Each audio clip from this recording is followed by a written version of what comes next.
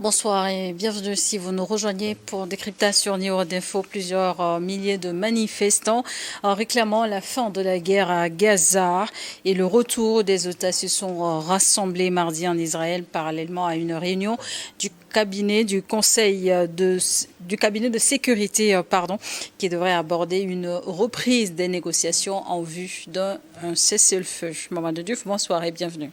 Merci. Bonsoir Charlotte. Des milliers de personnes à nouveau sont descendues dans les rues d'Israël pour protester contre la guerre à Gaza, mais aussi les otages qui sont toujours retenus. Oui, le mardi était une mobilisation particulière parce que d'habitude c'est le week-end. Oui. Tous les week-ends, il y a une mobilisation pour la libération des otages, pour la fin de la guerre. Ce mardi était un jour particulier où ils ont voulu que le maximum de personnes soient mobilisées à travers Israël pour dire non à la guerre et à sa conséquence, la famine actuellement au niveau de Gaza, pour réclamer également la libération des otages. Il faut dire qu'ils ont réussi la manifestation, puisque beaucoup de ronds-points ont été finalement bloqués, ce qui ne permettait plus aux gens de pouvoir circuler. Et certains même sont allés se rassembler devant les maisons des ministres et autres pour dire non à la guerre, en considérant que ça suffit. Il faut arrêter avec cette guerre pour pouvoir libérer les otages. Mais qu'est-ce que cette manifestation révèle de l'état de l'opinion en Israël après plus d'un an de conflit? L'opinion en Israël est connue pour être divisée sur cette question. Vous avez l'extrême droite plus ses partisans qui soutiennent à fond Benjamin Netanyahou. Mais si on se rappelle, sur le plan politique, vous avez certains politiques qui se sont éloignés du Premier ministre Netanyahou en considérant que d'abord la guerre est déjà un échec. Ce n'est pas la peine d'essayer de transformer en échec, en victoire plutôt, ce qui est déjà un échec. Certains disent non, on nous parle on va combattre le Hamas. Ça, ce n'est plus un combat contre le Hamas, on veut détruire Gaza. Donc, il y a des anciens alliés de Netanyahou qui l'ont quitté parce qu'ils ne sont plus d'accord avec la démarche. On a vu plusieurs fois même le chef d'état-major ne pas être d'accord avec l'orientation militaire que le Premier ministre veut donner à la chose. Ça, c'est sans compter maintenant avec d'autres mouvements qui, eux, aujourd'hui, sont carrément contre l'action du Premier ministre, y compris également des politiques comme son allié Benny Gantz, qui lui, finalement, demande qu'on mette en place un gouvernement temporaire, c'est comme ça qu'il l'appelle, pour régler la question de la libération des otages et organiser immédiatement après des élections. Mais Netanyahou n'a jamais tenu compte des pressions intérieures de son pays dans ce génocide qu'il est en train de perpétrer à Gaza. Vous avez parlé d'échec. Est-ce tenant compte de la résilience, ou sinon de la résistance même des Gazaouites face à une armée israélienne réputée puissante? Mais bien sûr, comparer la guerre Iran-Israël, dès que ça chauffait, certains Israéliens se sont rappelés qu'ils sont français, allemands, américains, ils ont pris leurs valises, ils sont partis. Alors que les conditions n'étaient pas extraordinaires. Les gens continuaient à vivre. À Gaza, on vous prive d'eau, de nourriture, d'hôpitaux, de médicaments, de lait pour les enfants. On détruit vos bâtiments. Les gens disent, nous ne partons pas. C'est un vrai échec. Parce que ces populations qu'on essaye de pousser au départ disent qu'ici c'est chez nous et nous restons chez nous malgré les conditions extrêmement difficiles. Ça va même plus loin parce que souvent on regarde le Hamas, on regarde les musulmans. La Palestine n'est pas une terre de musulmans seulement, même si les musulmans sont majoritaires. Vous avez des catholiques là-bas, vous avez des orthodoxes là-bas, et les catholiques et les orthodoxes ont fait une déclaration pour dire qu'eux aussi ils ne quittent pas Gaza. Pour dire en fait, on dit toujours Hamas, Hamas comme s'il ne s'agit que du Hamas, mais les populations elles-mêmes disent qu'elles veulent leur terre, elles veulent rester sur leur terre, elles ne veulent pas quitter Gaza. Mais vous voyez la différence. Ici, on vous met dans une situation de guerre, il y a un génocide, plus de 60 000 morts, la famine, on dit on reste, on ne part pas. Là-bas, 12 jours de guerre. Les gens ont commencé à plier bagages au point qu'il y avait des problèmes pour trouver une place dans les avions ou dans les navires pour quitter Israël. Donc il y a une véritable résilience de la population palestinienne dans des conditions exécrables, mais malgré tout, ces gens tiennent à leur État indépendant. Et que peut-on dire aujourd'hui de la société israélienne? Est-ce une société divisée sur la conduite de la guerre ou même de la stratégie politique du pays? Mais Netanyahou a toujours été quelqu'un de clivant. Si vous regardez, depuis plusieurs élections, il n'a jamais été capable d'obtenir la majorité. Donc il n'y a pas de question à poser, il n'y a pas de discussion. Il n'a jamais été capable d'obtenir la majorité et c'est ça qui l'amène souvent à aller vers l'extrême droite pour pouvoir avoir la majorité. Et l'extrême droite en profite également pour exiger un certain nombre de conditions. Actuellement, même avec l'extrême droite, ça ne passe pas trop parce que l'extrême droite dit clairement et catégoriquement pas d'accord avec la Hamas. L'extrême droite dit également qu'on ne vienne pas prendre leurs jeunes qui sont en formation religieuse pour les amener faire le service militaire, alors que de plus en plus, parce que la guerre dure, on a besoin de plus en plus de personnes pour ce service militaire au niveau de la guerre. Ça fait qu'ils sont ensemble, mais il y a des lignes rouges qu'il ne faut pas franchir. D'autres alliés politiques, comme je l'ai dit, ont préféré à un certain moment dire à Netanyahou, attendez, nous on défend des principes. Ce qui se passe à Gaza, ce n'est plus des principes. Ça a été dénoncé de partout à travers le monde. Israël est là pour dire aux gens, dans un discours que je me demande qui repose sur quelle logique, ce n'est pas Netanyahou qui affame les Gazaouis, mais c'est la Hamas qui les affame, alors que les camions sont déposés à Rafah, les avions sont prêts à décoller de partout pour apporter de la nourriture. C'est Israël qui refuse que cette nourriture arrive à Gaza en faisant de la faim une arme, en espérant peut-être que les Palestiniens vont finalement quitter Gaza pour qu'ils viennent l'occuper. Et ces fortes mobilisations, si elles se poursuivent, est-ce qu'elles peuvent influencer le débat politique en Israël, notamment au sein du cabinet de sécurité? Mais ils influencent déjà ce débat, parce qu'au niveau du cabinet de sécurité, vous avez vu qu'il y a eu plusieurs fois des problèmes. Il y a eu plusieurs fois des problèmes. Quand il a commencé la guerre, il a voulu créer ce gouvernement restreint. Tout le monde n'a pas accepté de venir. Ceux qui sont venus au départ, il y en a finalement qui ont quitté, en disant non, on n'était pas venus pour ça. Et certains même vont jusqu'à dire Netanyahou ne cherche même pas à libérer les otages. Ce n'est plus son objectif. C'est détruire Gaza, son objectif, c'est faire partir les Palestiniens, son objectif. Et dans ça, vous avez certains au niveau du cabinet de sécurité qui ne sont pas d'accord avec la démarche, parce que même une guerre a des règles. Ici, ce n'est même pas la peine de parler de règles. On a vu comment on a bombardé le dernier hôpital. Bon, Israël a cette manie de revenir raconter des histoires sur des éléments dont on a les preuves. Ils ont envoyé un drone. Quand les gens sont venus pour secourir, quand d'autres journalistes sont venus parce qu'ils savaient qu'il y avait des journalistes là-bas, ils ont bombardé. Si vous regardez aujourd'hui, la condamnation est de partout. Mais ces condamnations également ne suffisent pas. Pourquoi, quand il s'agit d'Israël, toute la communauté internationale est incapable d'agir? Il y a un problème qui se pose. Personne n'est capable d'agir. J'avais dit ici tout le temps, on peut casser le blocus facilement par des envois par les airs de nourriture, etc. Mais à un certain moment, on a vu certains le faire de façon ponctuelle, quand la famine était telle que dans les pays où Israël a un certain soutien, les opinions publiques se sont mobilisées contre les propres pays en leur disant mais il faut condamner Israël, il faut aller sauver les Palestiniens.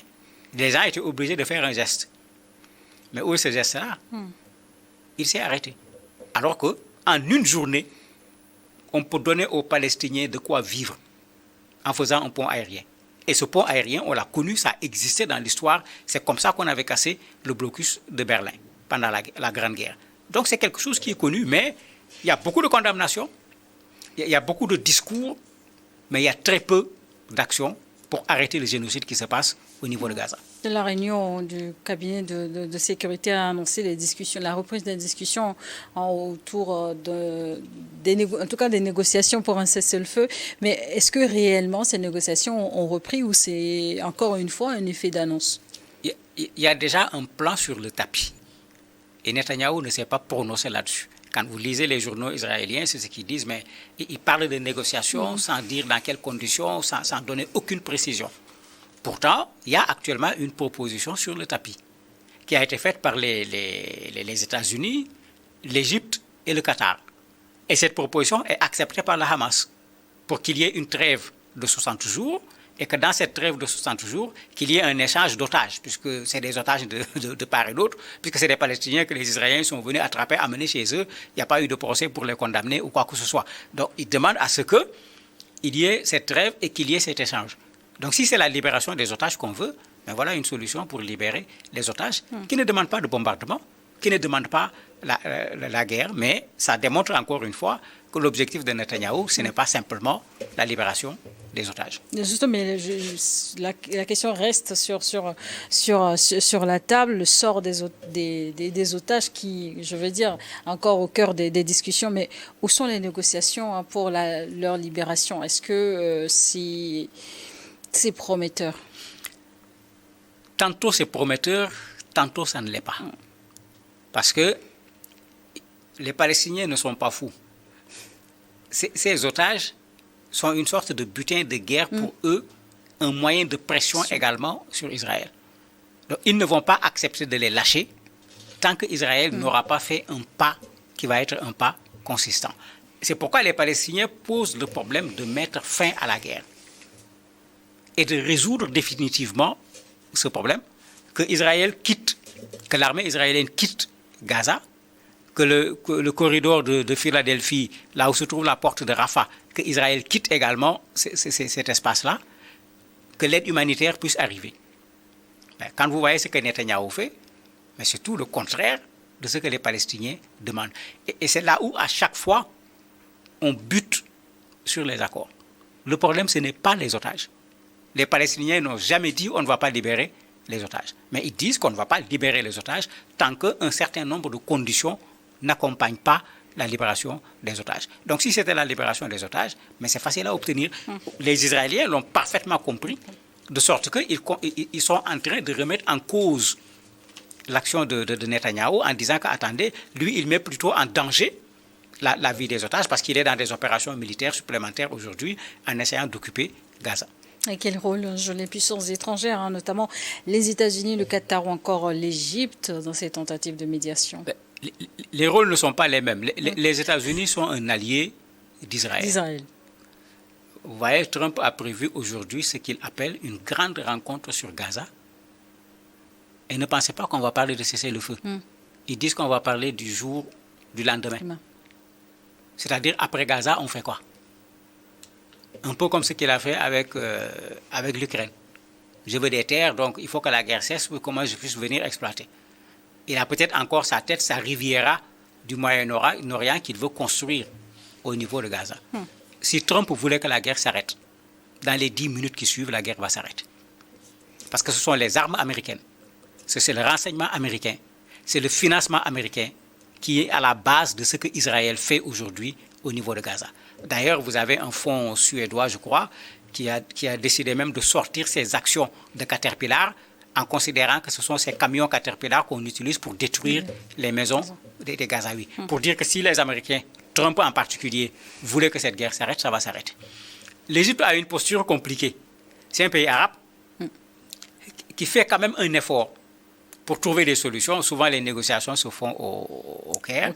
Souvent, ils ont obtenu des cessez-le-feu entre Israël et la Palestine. Mais l'Égypte est également un allié des États-Unis. Ce qui pose un problème. Quand vous prenez le Qatar, on est dans la même situation. Ils sont des alliés des États-Unis. Ils essayent de faire des efforts pour trouver une solution. Ils ont un plus, parce qu'ils ont des relations un peu plus fortes avec les Palestiniens, avec le Hamas en particulier. Mais malgré tout, tous ces pays, à mon avis, n'ont pas fait ce qu'ils devaient faire. La première chose, c'est de nourrir les Palestiniens par la force, sans demander l'avis d'Israël. Ce qui se fait est criminel. Quand c'est criminel, on ne demande pas l'autorisation pour l'arrêter. Et après, trouver une solution définitive à ce problème. Au lieu de régler ce problème de Gaza, il faut régler le problème d'un État palestinien en bonne et due forme. Et ça, Netanyahou n'en veut pas. Ils sont en train d'autoriser encore des colonies en Cisjordanie occupée pour rendre encore plus difficile la création d'un État palestinien.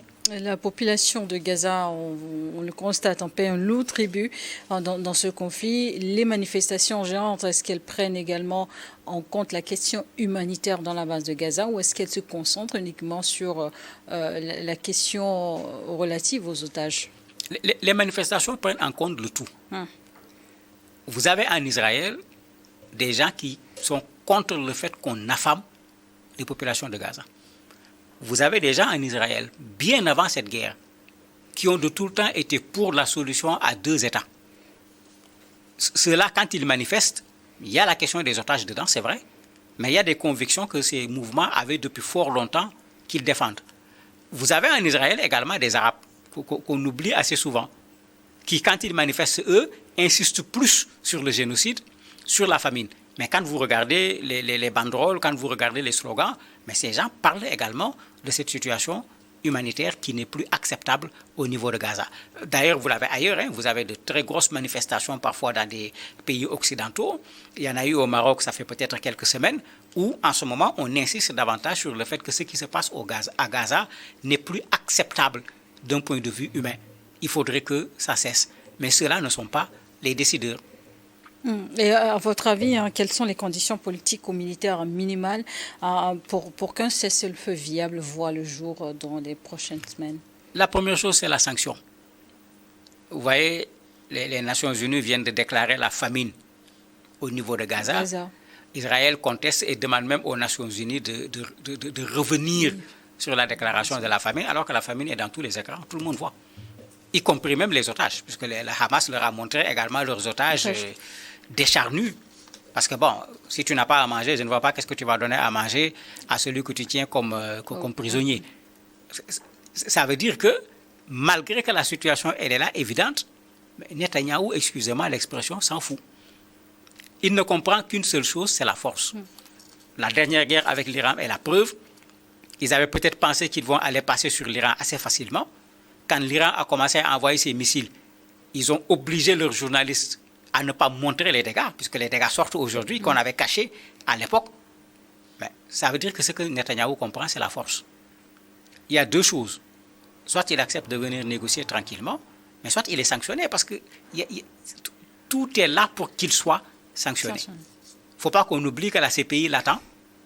Mais bon, comme la CPI maintenant c'est devenu au faciès, parce que Poutine a été convoqué par la CPI, mais il a été reçu par le président des États-Unis.